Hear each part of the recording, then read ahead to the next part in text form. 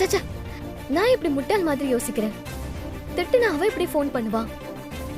கோவமே இல்லாத மாதிரி பாலிஷா மெசேஜ் பண்ணுவோம். எங்க இருக்க சாருமதி?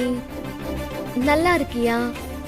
ஃப்ரீயா இருக்கும்போது எனக்கு கால் பண்ணு. ஓகே, கால் பண்ணு.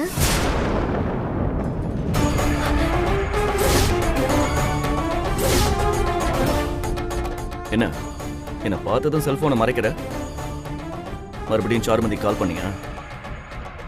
ஆமா, கால் பண்ணு. அவ பண்ண காரியத்துக்கு எனக்கு இந்த ஜென்மத்துல கோவம் அடங்காது. அதுக்கு நல்லா திட்டலாம் தான் ஃபோன் பண்ணு. ஆனா என்ன பிரயோஜனம்? எப்ப ஃபோன் பண்ணாலும் ஸ்விட்ச் ஆஃப் தான் வருது. ஏன் அப்படி பாக்குறீங்க? இல்ல, எனக்கு உன் மேல நம்பிக்கை இல்ல. ஏன் மேல வந்த இந்த சந்தேகம் அகிலன் மேலயும் சாருமதி மேலயும் முன்னாடியே வந்திருந்தா இன்னைக்கு நம்ம 2 பேருக்கும் இப்படி ஒரு நிலைமை வந்திருக்காது. பரவாயில்ல, உங்களுக்குள்ள தூங்கிட்டு இருந்த போலீஸ்காரரு இன்னைக்குதான் கண்ணு முழிச்சிருக்காருன்னு நினைக்கிறேன்.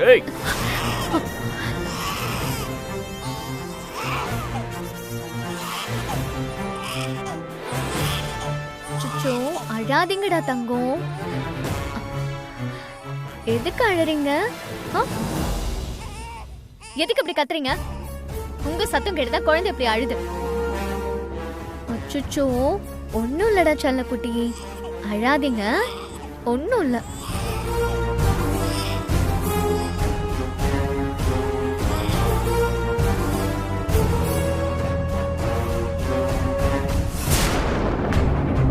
இப்பதான் சாருமதி மேல கோவம் இருக்கிற மாதிரி என்கிட்ட நடிச்சா.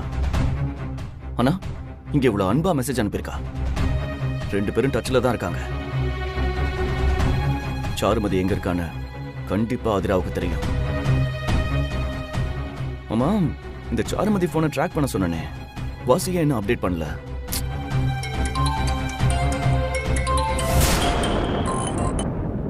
ஹலோ சார், நான் உங்க வீட்டுக்கு பக்கத்துல தான் இருக்கேன். வெயிட் பண்ணுங்க வாசு, இதோ வரேன். Okay sir. வணக்கம் சார். வாங்க வாசு, உள்ள வாங்க. பரவாயில்ல சார், எனக்கு அர்ஜென்ட் ஒர்க் இருக்கு. இங்க பக்கத்துல வந்தேன், உங்களை நேர்ல பார்த்து அப்டேட் பண்ணலான்னு கால் பண்ணேன் சார். என்ன வாசு, அவங்கள பத்தி ஏதாவது தகவல் தெரிஞ்சதா? சார், நீங்க சொன்ன நம்பரை கன்யூஸா ட்ராக் பண்ணிருந்தோம் சார். லாஸ்டா சென்னையில சுவிட்ச் ஆஃப் ஆயிருக்கு சார். அதுக்கப்புறம் அவங்க செல்போனை ஆன் பண்ணவே இல்லை. அவங்க ஒரு வாட்டியாவது கண்டிப்பா செல்போன் ஆன் பண்ணுவாங்க, கவனமா இருங்க. அவங்க எந்த மூலையில ஒளிஞ்சுக்கிட்டு இருந்தாலும் நம்ம உடனே தேடி கண்டுபிடிச்சாகணும். நீங்க ஒண்ணு பண்ணுங்க, உடனடியா சென்னை கிளம்புங்க. ஓகே சார், நான் கிளம்புறேன் சார். ஓகே வாசு.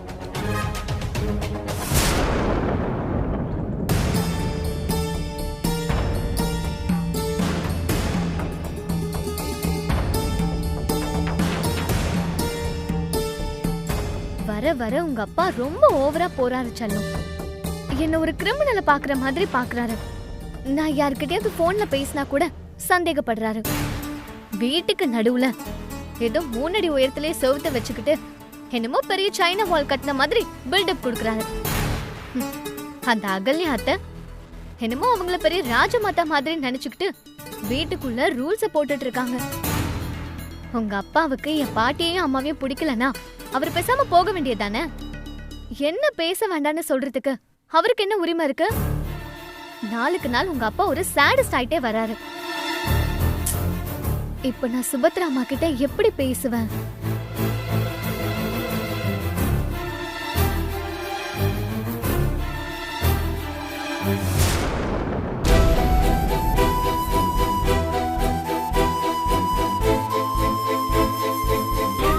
அம்மா, பாட்டி ரொம்ப கவலைப்படுறாங்களாம்மா? எப்படி கவலை இல்லாம இருக்கும் ஆதிரா? நம்ம வாழ்க்கை இப்படி எல்லாம் மாறி போகும்னு பாட்டி நினைச்சு கூட பாத்திருக்க மாட்டாங்க. அவங்களால இதெல்லாம் தாங்கிக்கவே முடியல.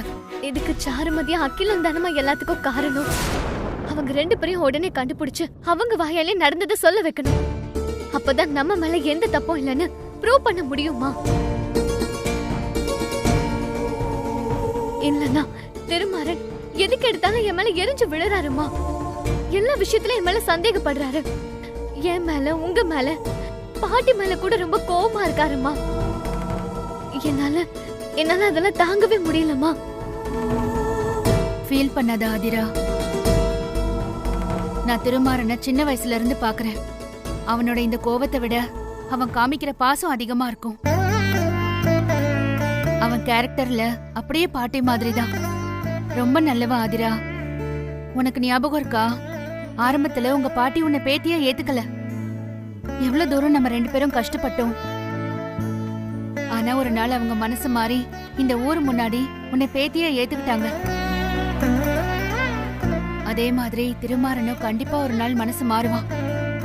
அது வரைக்கும் நீ அவசரப்படாம கொஞ்சம் பொறுமையா இரு ஆதிரா. சரி, அகலியா பார்த்தா பிரச்சனை பண்ணுவா, நீ உள்ள போ. சரிம்மா.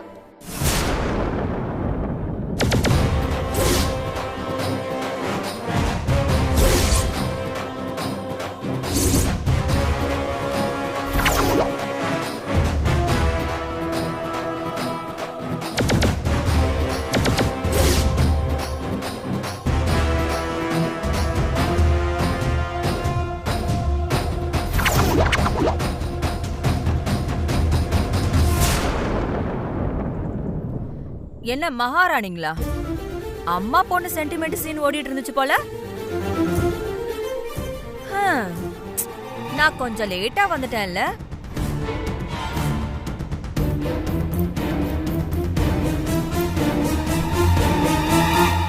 அந்த வீட்ல இருக்கிறவங்க கிட்ட பேசக்கூடாதுன்னு என் பையன் அவ்வளவு தூரம் சொல்லிருக்கான். நீ அவ பேச்ச மதிக்காம உன் அம்மா கூட பேசிட்டு இருக்கியா? 2 பேரும் பேசக்கூடாதுன்னு தானே நடுவுல சவுர் வச்சிருக்கு. அப்போ என் பையன் பேச்ச மதிக்க கூடாதுன்னு மனசுல முடிவு பண்ணி வச்சிருக்க, அப்படிதானே? அவ்வளவு திமிரு உனக்கு. சீக்கிரமா உன் திமிர அடக்குற. அகலியா, ஏய், நீ யார் என் வீட்டு விஷயத்துல தலையிடுறதுக்கு?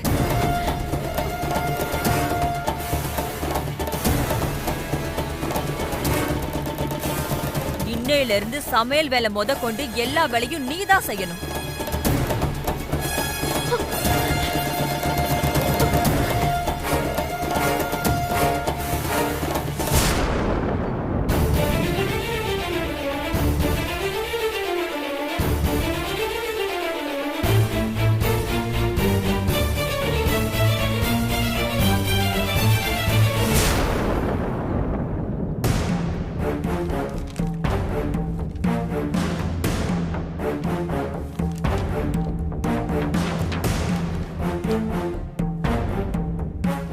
ஹலோ, முடிஞ்சிடுச்சு சார்.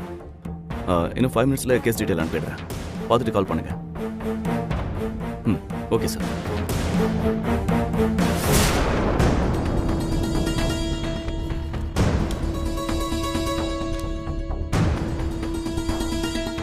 எங்க அம்மாக்கு பணம் கொடுத்தப்போ 4 கோடி ரூபாய் ஏன் கொடுத்தீங்கன்னு தெரியாம சண்டை போட்டுட்டேன். அப்படி கொடுக்காம போயிருந்தா 10 கோடி ரூபாய் சொத்து 4 கோடி ரூபாய்க்கு ஈஸியா கிடைச்சிருக்குமா?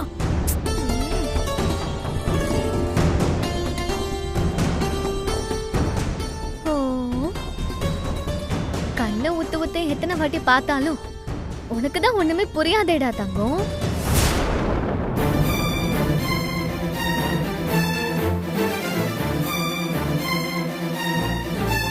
உனக்கு தான் எழுத படிக்க தெரியாதே, அப்புறம் எப்படி உனக்கு புரிய சொல்லு? நான் உனக்கு கணக்கு சொல்லி தரேன். ஆனா ஒண்ணு, மத்தவங்க மாதிரி காசு பைத்தியம் மட்டும் கூடவே கூடாதுடா செல்லக்குட்டி. ஏய், குழந்தைக்கு இன்னும் 1 மாசம் கூட ஆகல. நீ பேசுறதெல்லாம் எப்படி புரியும்? அவளை சாக்கா வச்சுக்கிட்டு என்ன ஜாட பேசுறியா? சேச்சே, ஜாடலாம் இல்லாத, நான் நேராதான் சொல்றேன். இந்த காலத்துல குழந்தைங்க அம்மா வயித்துல இருக்கும் போதே ரைம்ஸ் எல்லாம் கத்து தராங்களாம். பாருங்க, இவ பிறந்து எவ்வளவு நாள் ஆச்சு, நாம இன்னும் 1 2 3 கூட சொல்லி தரல. அம்மா, காஃபி.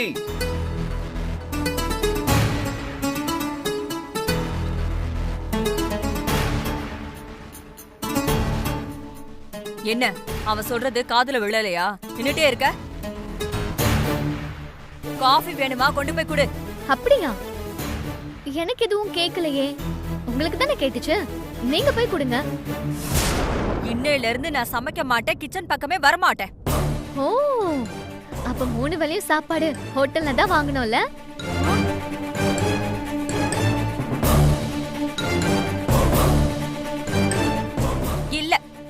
தான் செய்யணும். சாரி, என்னால முடியாது. அம்மா காஃபி கொண்டு வாங்கம்மா.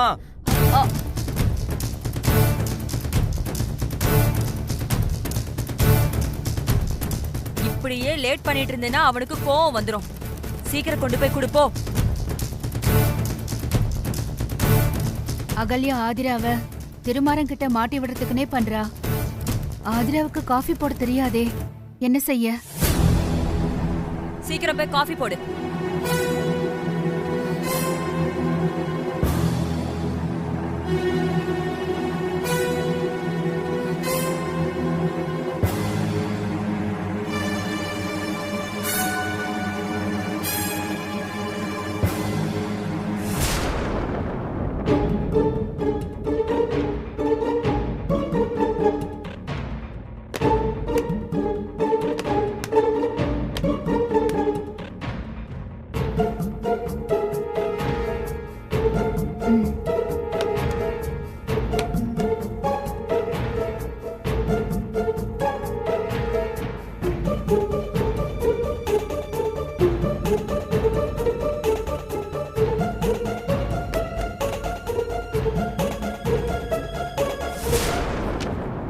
எங்க அம்மா எங்க போயிட்டாங்க?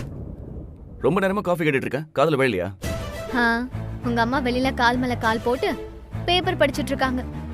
இந்தாங்க, கொஞ்ச நேரம் இவ்வளவு பிடிச்சுக்கோங்க, நான் போய் காஃபி போட்டு கொண்டு வரேன்.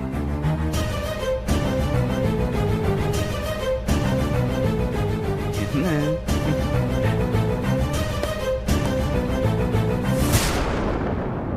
பரணி,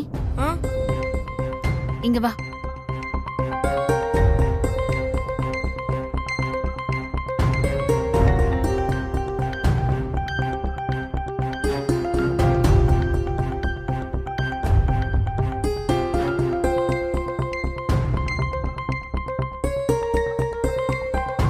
உனக்கு வயசு என்னாச்சு? 8 வயசு ஆயிடுச்சுமா. 8 வயசாச்சு, இன்னும் உனக்கு ஒரு காஃபி கூட போட தெரியல. வா, நான் உனக்கு சொல்லித் தரேன். என்ன சொல்றாங்க இவங்க? சும்மா சொல்லுங்கம்மா, என்ன பண்ணணும்? முதல்ல அடுப்ப பத்த வைக்கணும்.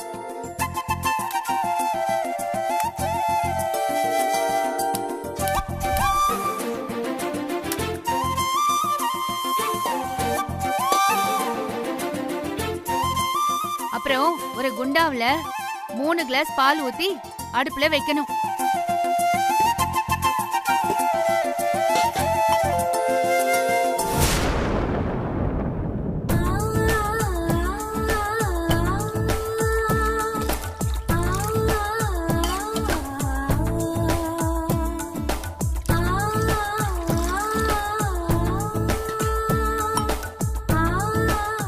மூணு டேபிள் ஸ்பூன் சீனி போடணும். உனக்கு புரியலனா என்கிட்ட கேட்கணும், சரியா?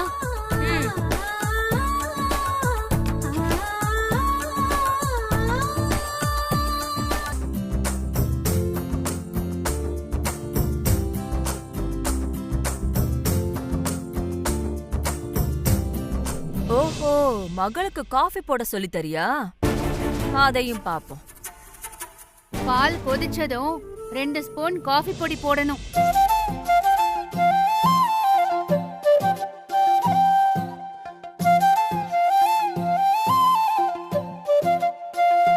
ஐயோ, காஃபி பொடி எப்படி கண்டுபிடிக்கிறது? சரி, நமக்கு புரியலன்னா சுபத்ரா மாட்ட கேட்போம். ஆனா எப்படி கேக்குறது?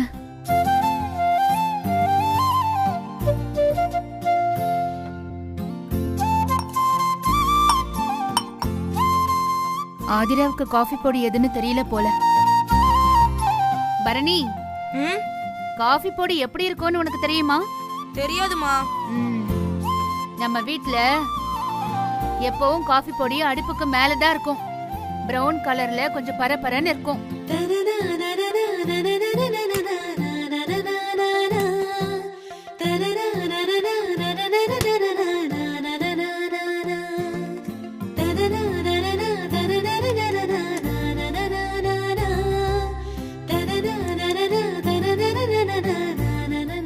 ஸ்ட்ராங்காவே காஃபி போடுவோம்.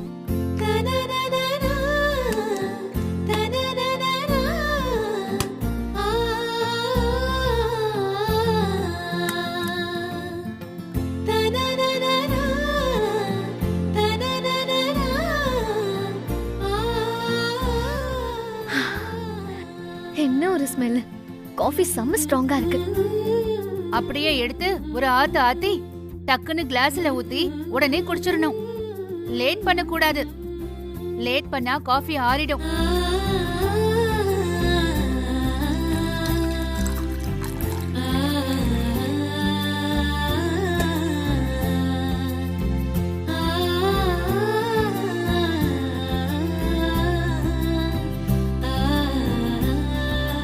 என்ன பாக்குறீங்க? காஃபி. அங்க போய் அப்புறம் குடிக்கிறேன். அவ்வளவு அவசரமா கேட்டீங்க, இப்ப கொண்டு வந்திருக்கேன், குடிக்க மாட்டீங்க? குழந்தைய கொஞ்சிட்டு இருக்கான்ல, கண்ணு தெரியலையா? இங்க வச்சுட்டு போ, குடிக்கிறேன். இப்பவே குடிங்க. என்ன ஆர்டர் போடுறியா? காஃபி எனக்கு வேணாம். ஆதிரா, காஃபி கொண்டு வா. அம்மா கூப்பிடுறாங்கல்ல, அம்மாவுக்கு போய் காஃபி போட்டு கொடு.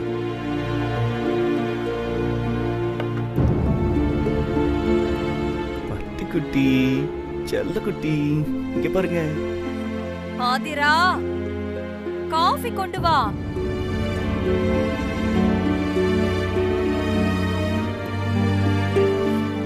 ஏ ஆதிரா, தலைவலி உயிர் போகுது. காஃபி கொண்டு வந்து தாயே.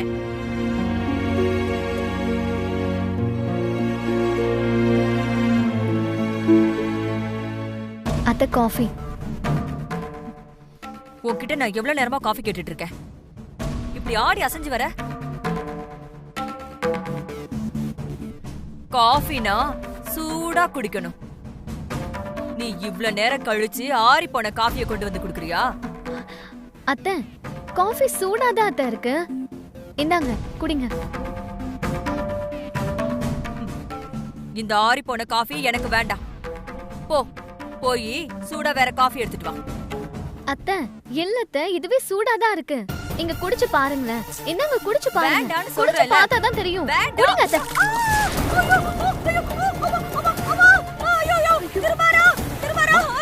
அத்தை, அம்மா, அத்தை. என்னாச்சுமா? என்னாச்சு? அம்மா, சூடான காஃபியை என் மேல ஊத்திட்டாடா.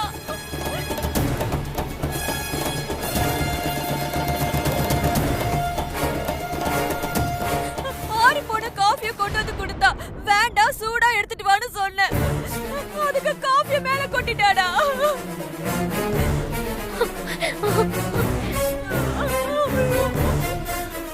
ஆதிரா, ஏமா அப்படி பண்ண? இல்ல மாமா, நான் என்னங்க நீங்க செல்லம் கில்லன்னு அவளை போய் கொஞ்சிட்டு இருக்கீங்க?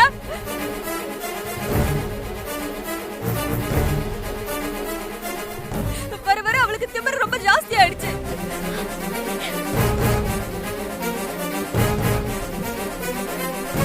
உன்னையெல்லாம் ஒரு அடி போட்டாதான் புத்தி வரும். ஒண்ணு அகல்யா, நில்லு சுபத்ரா.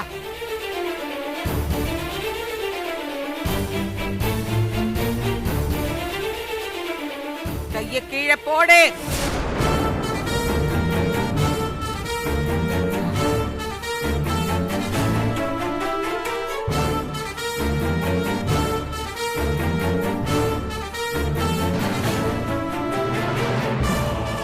சின்ன புள்ள மேல கைய ஓங்குன மகன் கூட பார்க்க மாட்டேன், ஜாக்கிரதை.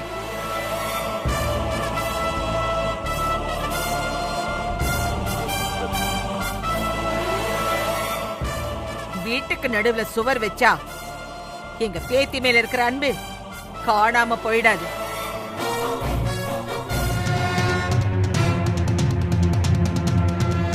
பேத்தி வேணும்னு எந்த தப்பும் பண்ண மாட்டா. அந்த நம்பிக்கை எனக்கு இருக்கு. உண்மைதான் அகல்யா, எனக்கும் ஆதிரா மேல நம்பிக்கை இருக்கு. ஆதிரா வேணும்னு எந்த தப்பும் பண்ண மாட்டாமா. அப்போ நான் போய் சொல்றேன்னு சொல்றீங்களா? உங்க எல்லாரும் முன்னாடி தானே கொட்டி இருக்கா பாருங்க. கொட்டின காஃபியோட தானே நின்னுட்டு இருக்கேன். மா, என்ன நடந்துச்சுன்னு சொல்லுமா ஆதிரா. அத்தை என்கிட்ட காஃபி கேட்டாங்க, கொண்டு வந்து கொடுத்த மாமா. சூடா இல்ல, வேற காஃபி போட்டு எடுத்துட்டு வான்னு சொன்னாங்க. சூடாதான் இருக்கு அத்தை, குடிச்சு பாருங்கன்னு கொடுத்தேன். அப்படி கொடுக்கும்போது கை தவறி மேல கொட்டிடுச்சு மாமா.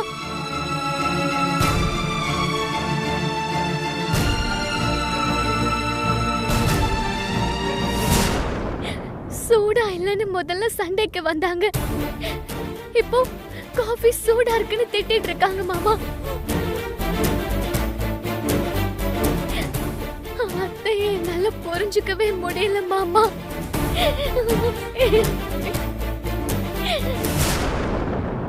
ஏய், ஏதோ தெரியாம சின்ன புள்ள காஃபியை கொட்டிட்டா, அதுக்கு இப்படிதான் ஊரை கூப்பிட்டு பஞ்சாயத்து வைப்பியா?